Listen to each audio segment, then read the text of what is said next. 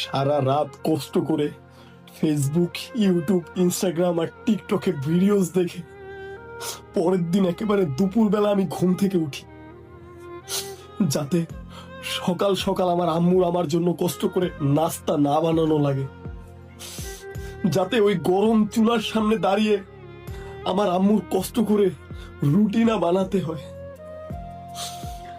যাতে আমার বাবার আমার যে খাবারের 3 বেলার বোঝা ওটা 2 বেলায় নেমে আসে, আমার বাবার উপর থেকে যেন আমার খাবারের 1 বেলার বোঝা কমে যায়।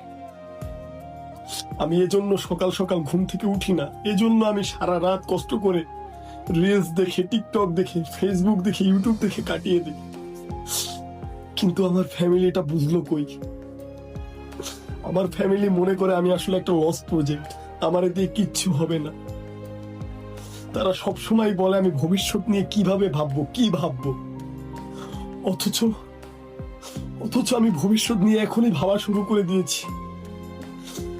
বুঝলো না, তারা বুঝলো না।